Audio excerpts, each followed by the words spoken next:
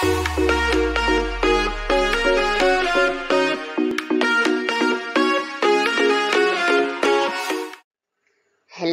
Magandang umaga sa lahat ng mag-aaral ng ikalawang baitang.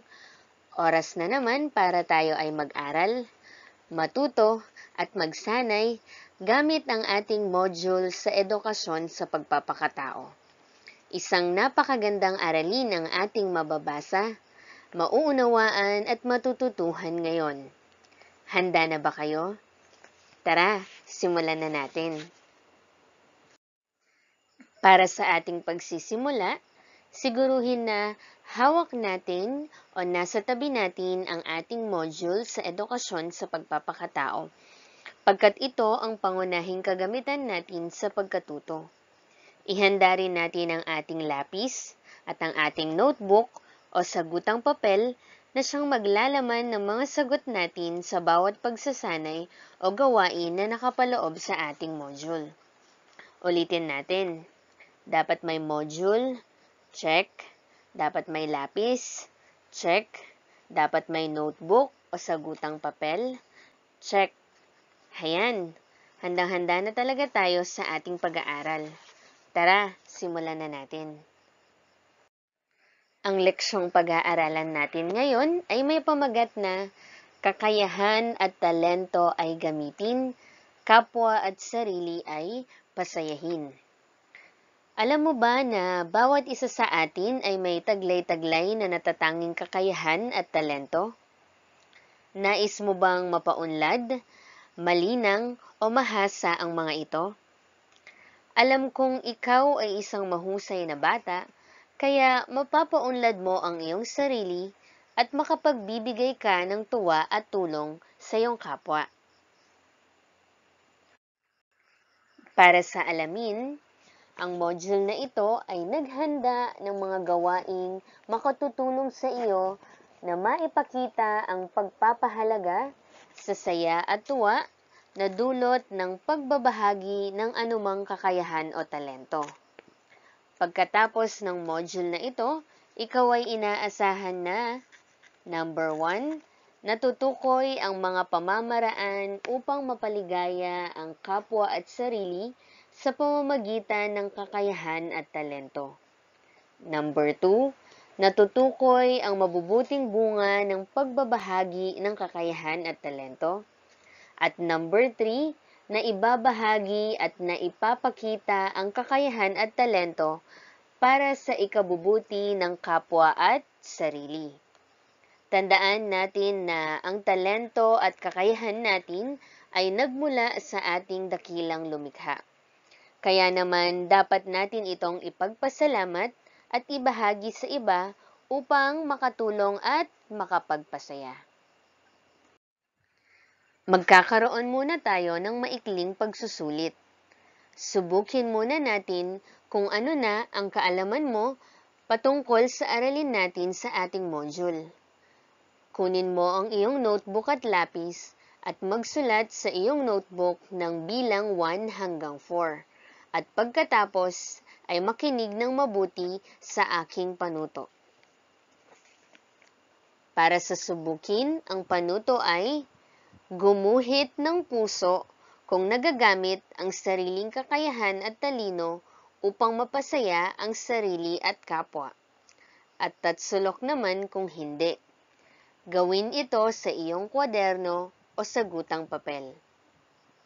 Ibig sabihin, puso ang iguguhit kung napasaya mo ang iyong sarili at ang iyong kapwa gamit ang iyong kakayahan at talento.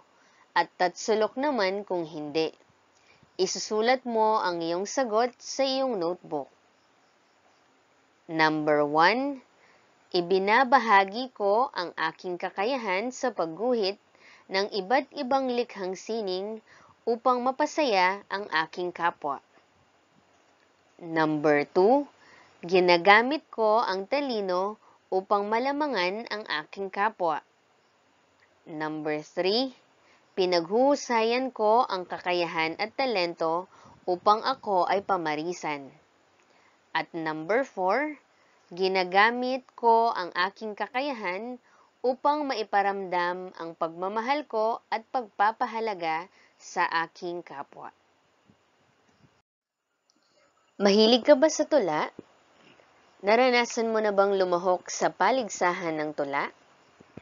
Halina at basahin natin ang tulang may pamagat na Aking talino at kakayahan, gagawing makabuluhan.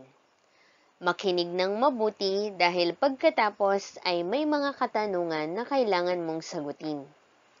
Sa tulang ating babasahin ay malalaman natin ang iba't ibang gamit ng mga talino at kakayahan na maaari nating taglay-taglay.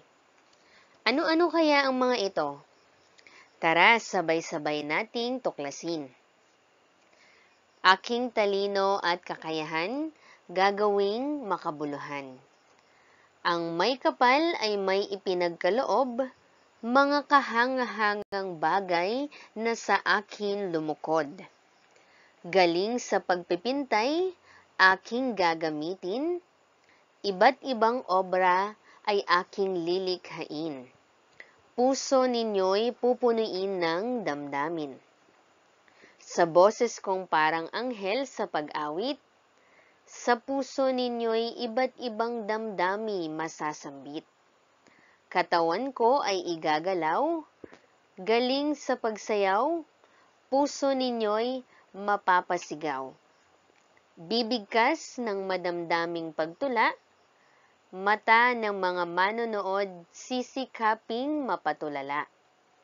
Mga kakayahan at talinong taglay sa inyo ibabahagi, magbibigay ng ngiti sa inyong mga labi.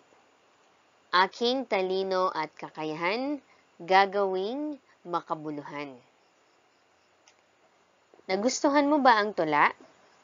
Natukoy mo ba ang mga talino at kakayahan na nabanggit? Kung opo ang sagot mo, mahusay ka at magaling.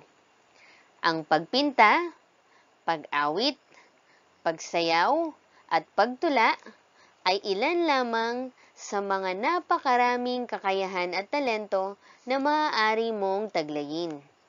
Kung taglay mo na ang mga ito, sikapin mong gamitin sila upang mapasaya ang iyong sarili at ang iyong kapwa. Para sa balikan, ang panuto ay mula sa tulang binasa mo, isa-isahin mo ang mga talino at kakayahang nabanggit. Tukuyin mo kung paanong ang mga ito ay nagamit batay sa tula. Sagutin ito sa iyong kwaderno o sagutang papel. Ibig sabihin, babalikan natin ang tulang binasa at napakinggan natin. Ililista natin ang lahat ng talino at kakayahang nabanggit sa table na makikita natin sa ibaba. Sa tapat ng kakayahang sinulat natin, ay magsusulat tayo ng patunay kung paano nagamit ang bawat kakayahan at talino na nabanggit sa tula. Halimbawa, para sa kakayahan, ang sagot natin ay pagpinta, pagkat ang pagpinta ay isa sa mga nabanggit na kakayahan sa tula. Para naman sa gamit, ang gamit nito ay puso ay mapupuno ng damdamin. Iyon din ay base sa tulang ating binasa at napakinggan. Kaya ito ang sagot natin. Ulitin natin, paano sasagutan ang bahaging ito? Una, babalikan natin ang tula. Pangalawa, hahanapin at ililista natin ang mga kakayahan at talino na nabanggit sa tula. At pangatlo, isusulat natin kung paano ginamit ang bawat kakayahan base sa tulang binasa o napakinggan. Isusulat natin ang ating sagot sa ating notebook. Para sa suriin, ang panuto ay tukuyin at isulat ang titik na nagpapahayag ng mga tamang gawi upang maipakita ang pagpapahalaga sa sayang dulot ng iyong kakayahan. Sagutin ito sa iyong kwaderno o sagutang papel. Ibig sabihin, ang gagawin ay pipiliin at isusulat sa iyong notebook ang mga letra na nagpapahayag ng pagpapahalaga mo sa sayang na idudulot ng iyong kakayahan at talento. Maaaring 2 o 3 letra ang iyong magiging sagot sa bawat bilang, depende sa pagiging tama o wasto ng pahayag na ating mababasa at mapakikinggan. Ulitin ko, ang mga letra o titik lamang na may tamang pahayag ang isusulat nyo sa inyong notebook. Number 1, tignan ang larawan. Ang mga pagpipilian ay letter A, ipinta ang mga mahal sa buhay upang maipadama ang pagmamahal. Letter B, sumali sa iba't ibang patimpalak upang mahasa ang talento at kakayahan sa pagpipinta at makapagdulot ng saya. Letter C, magpinta upang mainsulto ang kamag-aral. At letter D, magpinta ng mararahas na larawan upang manakot. Number 2, tignan muli ang larawan. Ang pagpipilian ay letter A, turuan ang mga kamag-aral na nahihirapan sa aralin. Letter B, ipakita ang kagalingan upang maliitin ang iba. Letter C, laging paghusayin ang kakayahan upang maging handa sa mga susunod na aralin. At letter D, huwag tumulong sa kamag-aral, baka maging mas mataas ang kanilang marka. Number 3, tignan uli ang larawan. Ang mga pagpipilian ay letter A, alayan ng tula ang mga magulang upang maipadama ang pasasalamat. Letter B, sumali sa mga paligsahan sa paaralan upang maging mahusay.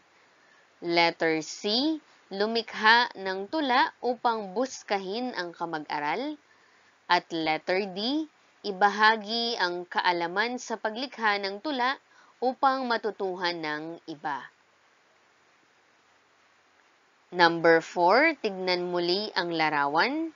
Ang mga pagpipilian ay letter A, lilikha ng makabuluhang bagay upang makatulong sa paaralan. Letter B, huwag turuan ang mga kamag-aral. Letter C, mag-imbento ng mga kapaki-pakinabang na bagay. At letter D, ipakita ang kahusayan upang magkaroon ng mataas na marka upang mapasaya ang magulang. Para sa pagyamanin, ang panuto ay piliin ang titik ng tamang sagot sa mga sumusunod na katanungan. Isulat ang iyong sagot sa kwaderno o sagutang papel. Number 1, mahusay ka sa pag-awit. Paano mo gagamitin ang talentong ito? A, gagawa ng awiting may masasamang salita. B, gagamitin ito upang papurihan ang dakilang lumikha. C, kakantahin ang mga awiting may masamang kahulugan. D, iiwasan ang pagsali sa mga patimpalak upang mailihim ang talento. Number 2, mayroon kang natatanging kakayahan. Ano ang dapat mong gawin? A, hindi ko sasabihin kahit kanino. B, ikahihiya ko ang aking kakayahan. C, hindi ko ito ipapaalam kahit kanino. D, ipakikita ko at pauunlarin ko ito upang mapasaya ang kapwa ko. Number 3, si Alma ay mahusay sumayaw. Nais itong makita ng kanyang mga kamag-aral. Ano ang dapat niyang gawin? A, hindi siya sasayaw. B, liliban siya sa klase. C, aawit siya sa kanyang mga kamag-aral. D, ipapakita niya ang kahusayan niya sa pagsayaw upang mapasaya ang mga kamag-aral. Number 4, Ano ang mararamdaman mo kapag ipinakikita mo ang iyong kakayahan sa iba? A. Maiinis. B. Magagalit. C. Magiging masaya para sa sarili at sa kapwa. D. Magiging malungkot. Number 5. Si Bella ay mahusay bumigkas ng tula. Anong mabubuting damdamin ang maaari niyang ihatid sa kanyang kapwa? A. Kalungkutan. B. Pamimintas. C. Pangmamaliit. D. Pagmamahal at kasiyahan. Natutuhan natin mula sa mga gawain sa balikan, suriin at pagyamanin na ang husay sa pagpinta, pagguhit, pag-awit, pagsayaw, at pagtula ay ilan lamang sa mga maituturing na mga talento. Ang kagalingan sa iba't ibang asignatura ay maituturing din na natatanging kakayahan. Ngayon naman ay ating isaisip ang dalawang mahalagang salita na kukumpleto sa pahayag na babasahin natin sa ibaba upang mabuo ang paksang diwa nito. Ang pahayag ay, ang bawat tao ay mayroong kanya-kanyang blank at blank. Sikaping pagyamanin ang kakayahang iyong taglay. Paunlarin ang mga ito, palakasin ang iyong kahinaan upang magtagumpay.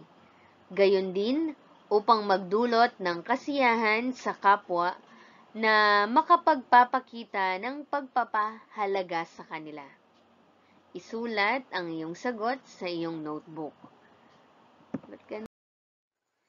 Para sa isagawa, ang panuto ay isulat ang titik ng tamang sagot. Sagutin ito sa iyong kwaderno o sagutang papel. Number 1. Mahusay ka sa pag-awit. Paano mo ito gagamitin upang mapasaya ang kapwa? A. Maging masipag sa pag-iensayo. B. Umawit ayon sa kagustuhan ng iba. C. Sumayaw na lamang dahil magaling dito ang kaibigan. D. Sumigaw ng sumigaw upang masanay ang lalamunan. Number 2. Magaling kang sumayaw. Paano mo ito gagamitin? A. Ikahiya ang kakayahan. B. Sumali sa paligsahan sa pag-awit. C. Tularan na lang ang kakayahan ng kaibigan. D. Manguna sa pagbuo ng mga sayaw na kailangan sa mga programa ng paaralan. Number 3. May paligsahan sa pagguhit sa inyong paaralan at mayroon kang kakayahan dito. Sasali ka ba o hindi? A. Hindi dahil magaling ka na. B. Oo dahil gusto ng iyong kapatid. C. Hindi dahil may mas magaling kaysa sa iyo. D. Oo upang mapaunlad ang iyong kakayahan at maibahagi ang talento sa iba. Number 4. Ikaw ay may kahusayang taglay sa agham at teknolohiya. Paano ka makakatulong sa iba? A. Sasali ka upang matalo ang iyong kaaway. B. Sasali ka upang mas mapaunlad ang iyong kakayahan. C. Liliban ka sa klase dahil alam mo na ang mga aralin. D. Hindi mo ipapaalam na magaling ka sa asignaturang ito. Number 5. Nalulungkot ang pinakamatalik na kaibigan. Nais mo siyang mapasaya. Ano ang iyong gagawin? A. Hindi siya papansinin upang di madamay. B. Lalayo at sasama sa masasayang kaibigan. C. Gagawa ng paraan upang mas bumigat ang kanyang damdamin. D. Gagamitin mo ang iyong kakayahan upang mapasaya siya at mapawi ang kalungkutan na kanyang nadarama. Para sa tayahin ang panuto ay piliin at isulat ang titik na nagpapahayag ng mga hakbang na upang mapaligaya ang kapwa sa pamamagitan ng iyong talento sa pag-awit. Gawin ito sa iyong kwaderno o sagutang papel. Ibig sabihin, ang mga letra o titik lamang na may tamang hakbang ang isusulat sa iyong notebook. Ito ang mga pagpipilian. Letter A, gumawa ng mga sariling awitin upang maipadama ang pagmamahal sa kapwa. Letter B, lumikha ng awitin ng panunukso o pangbubuska. Letter C, mag-alay ng awitin ng papuri at pasasalamat. Letter D, gamitin ang mga awitin upang masaktan ang damdamin ng kapwa. At letter E, pasayahin ang mga kaibigan, guro at mga magulang sa pamamagitan ng masasayang awitin. At para sa ating panghuling gawain, ang karagdagang gawain, ang panuto ay isulat ang hinihingi ng bintana ng kakayahan at talento. Gawin ito sa iyong kwaderno o sagutang papel. Halimbawa, ang kakayahan at talentong aking taglay ay husay sa iba't ibang asignatura. Ang taong aking mapapasaya at matutulungan ay batang mag-aaral. Ang hakbang upang makapagbigay ng kasiyahan sa aking kapwa ay tutulungan ang mga bata na matuto at maunawaan ang mga leksyon gamit ang aking mga nalalaman. At ang positibong damdamin na maaaring maipararamdam ko sa aking kapwa gamit ang aking talento at kakayahan ay tuwa o saya o ligaya na matuto at madagdagan ang nalalaman. Maraming salamat mga bata. Tandaan, bawat isa sa atin ay may talento at kakayahan na taglay na dapat ipagpasalamat. Ito ay kinakailangang gamitin sa mabubuti at makabuluhang pamamaraan upang makatulong at mapasaya ang kapwa at upang maabot ang mga pangarap at mithiin. Ito si Teacher Carmela M. Santos na nagsasabing patuloy na magbasa, patuloy na matuto, patuloy na magsanay. #ProjectAppear. Paalam!